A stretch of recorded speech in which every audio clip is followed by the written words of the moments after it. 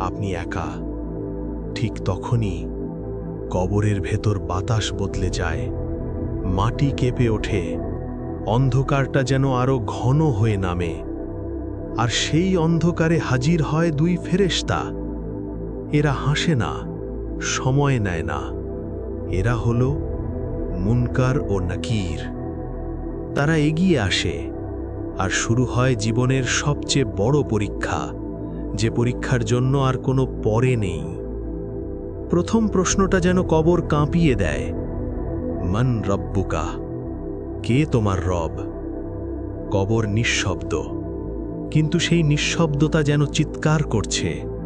তাদের কণ্ঠ গর্জে ওঠে, মান রব্বুকা, কে তোমার রব? এ প্রশ্ন মুখস্থের না, এটা জীবনের ছাপ। যাকে আপনি সত্যিই রব মেনেছিলেন, সেই বের হবে আপনার জবাব থেকে। মুমিন হলে আল্লাহ আপনাকে স্থির রাখেন। আপনি বলবেন, রব্বি আল্লাহ, আমার রব আল্লাহ। তারপর প্রশ্ন, মা দীনুকা, তোমার দিন কি? দিন ইয়াল ইসলাম, আমার দিন ইসলাম। তারপর মান নবিয়ুকা, তোমার নবী কে? আপনি বলবেন, মুহাম্মদ সাল্লাল্লাহু আলাইহি ওয়াসাল্লাম।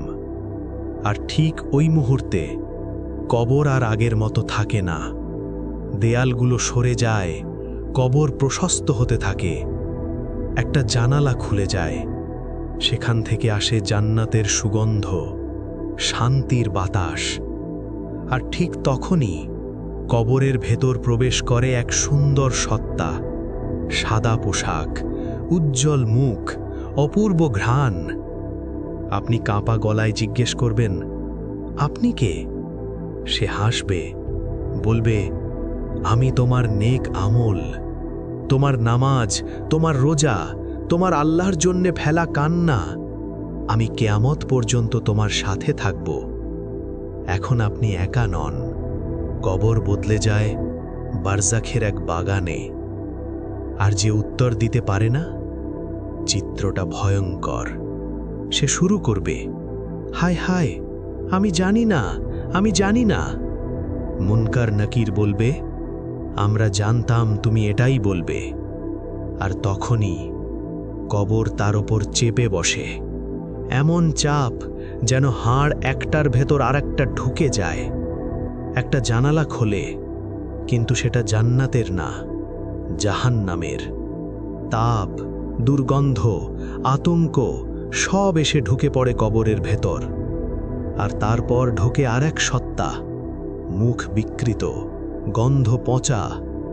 সে বলে, আমি তোমার পাপ, যেগুলোর জন্য তুমি তওবা করনি, আমি সেগুলো। এবং শাস্তি শুরু হয়, অপেক্ষার মতো দীর্ঘ, ভয়ঙ্কর, নিঃশেষ।